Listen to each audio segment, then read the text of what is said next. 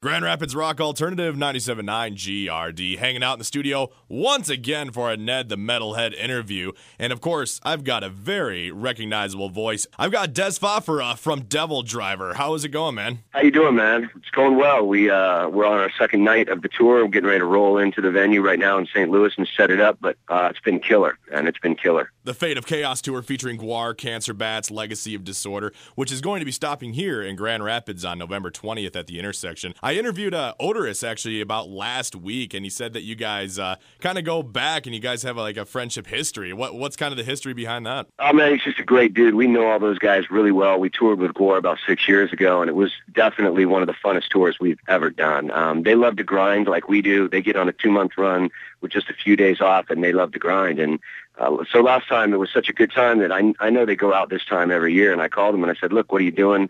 You know, we're at home at this point, but we'd like to go out. And he said, yeah, let's do it. So this tour is definitely killer. I mean, you know, you add Cancer Bats to the tour with Gwar and with DevilDriver.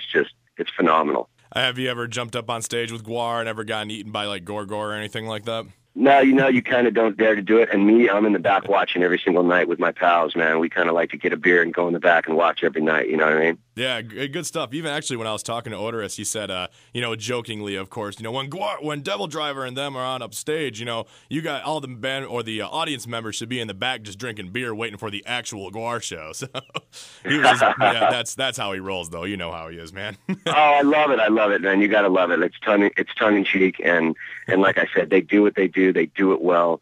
It's a great tour because all the bands are so different from one another. I mean, DevilDriver and Cancer Bats, have kind of a punky edge, but we're different from Gwar, and it just makes for a great tour. Everybody kind of comes out and gets what they're going to get. I think it's going to be a great show. Now, pretty recently, you guys switched record labels from Roadrunner to Napalm. Why the switch? Just time to do it, I believe. Roadrunner's gotten sold out to Warner Brothers. They've become a whole new animal. The guy Monty Connor who signed us isn't over there anymore. A lot of the other bands aren't over there anymore.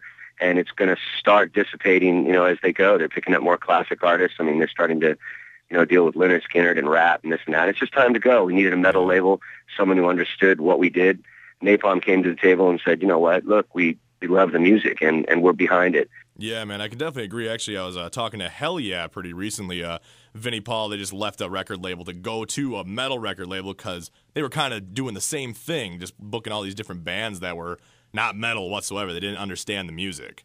Right. Well, as soon as Monty Connor left, it was, I knew he was leaving. We left shortly before him. We were with Roadrunner a long time. They did a great job with my career. I've been with them since, late 94. Mm-hmm. So I owed them a lot. I owed them a great deal. But when the internal things change, and they start moving the furniture around in the house and everything, and it's unrecognizable, then, it's time to move locations, which is what we did. Exactly, man. Find the new home, pretty much, when it comes down to it.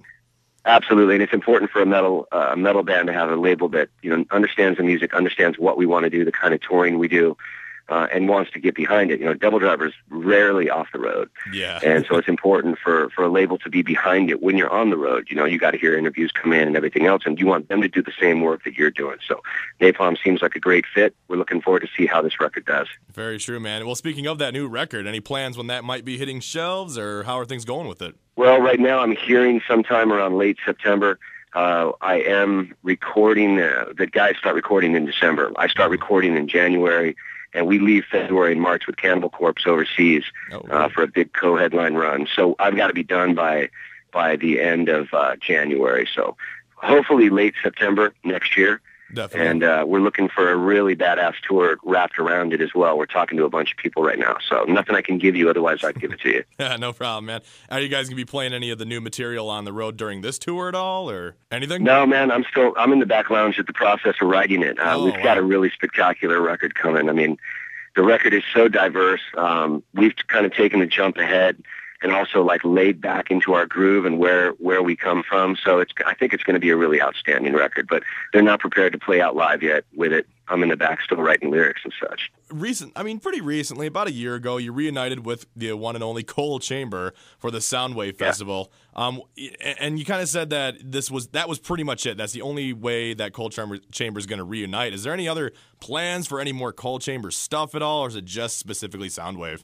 Well, man, look, what we did is we started talking over the last 6 years. They were coming around to DevilDriver shows and such. I mean, they actually hang out with the DevilDriver guys in L.A. more than I do because I live outside of L.A. about 2 hours. Right. And we did that. We did that Australia run, and it went just spectacular. Mm-hmm. After that, we went down and we did South America for 9 days, and that went killer. So now we're starting to kick around like, okay, do we want to hit the States? Do we want to do something? Cold Chamber for me right now is like a really fine woman, man. I gotta redate her. Right. She's back in my life. I gotta see, you know what I mean? I gotta see how she is. We gotta take our time with each other, and that's what we're doing. And I think that's the important thing is we're doing it for the love of the music as well.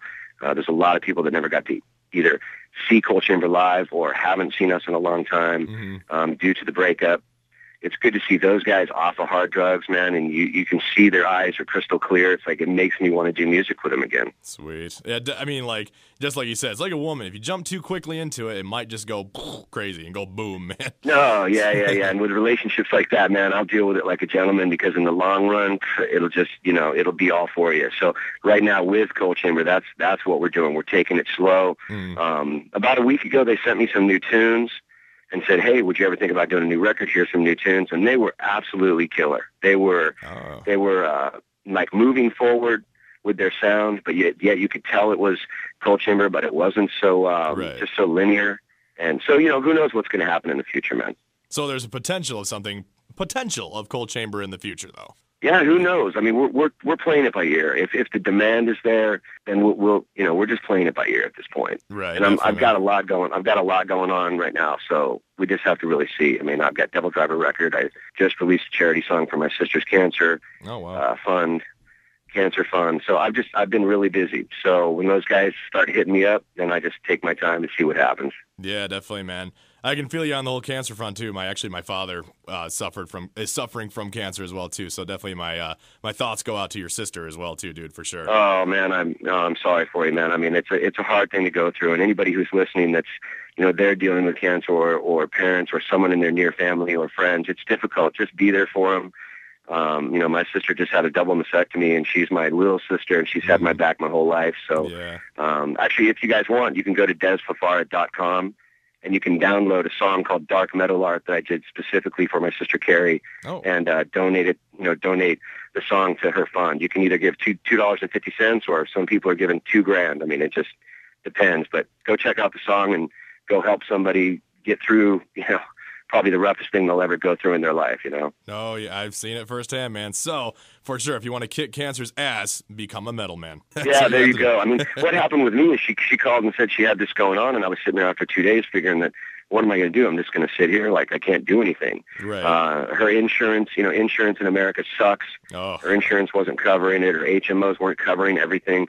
So I said, well, I'm going to get off my ass, get some friends. We did a song called Dark Metal Arc, and Sirius Radio's been spinning it all over the place, and we've raised over $25,000 for her, man. Kick ass, dude. That is awesome. That's applaudable for sure, man. Thanks, man. Hell, appreciate it. yeah. I wish you all the best with your father, man. It's rough. I do appreciate it too, man. That's awesome to hear that from oh man, I'm hearing that from Des. That's fucking awesome. Yeah, man. I mean, I'm empathetic to life. I'm not removed from it because I'm a singer. You know what I'm saying? Oh yeah, 100%, man, for sure. Because you gotta get that whole rock. I guess that whole ensemble of yourself, oh yeah, I'm a singer and all that, but it's no, we're all human when it comes down to it. That's it, man. We all suffer from human afflictions, and anytime family or friends are in trouble, you always got to kind of come to their rescue. I mean, I've always been that dude. I'm a loner, and I got only a few really close friends, but when something goes down, I'm right there for them, That's very respectful, man. Speaking of family, I found out that you are quite the metal family man with wife, 3 kids. I can respect the hell out of that. How do you balance the rock lifestyle along with holding up with your family?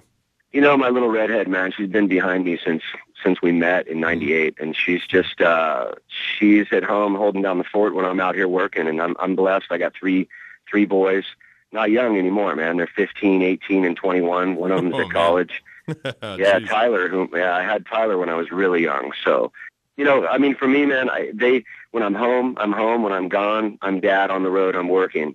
Right. And I think the lifestyle works with the marriage because I'm really, I don't know how to say. I'm antisocial, man. I don't really hang out and do the backstage thing or any of that. So after the show, I tend to come back in the back lounge with a few friends.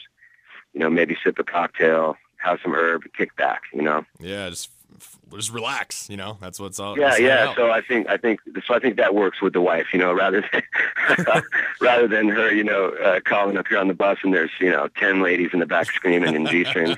So don't get me wrong, I've been there too. But I think a wife would freak out if they saw that for sure. I would agree. Yeah, but it gets old. It gets old, man. I'm a one woman man, and I love my family, and I do what I do out here because I love art and I love music, and I don't let the lifestyle or the cliches get in the way of my true relationships at home with my family or my friends. That's right. It's ultimately what it comes down to too. It's all about the music. That's how it got you there anyway in the first place. So it's like for me it is, man. I wake up listening to music. I go to bed listening to music. I'm writing new music right now. It obsesses me actually. So, but you have to be that way. If you love something, if you're going to do something, you have to love it, really. Oh, yeah. It's all about the passion, man. It's all about the passion. Totally.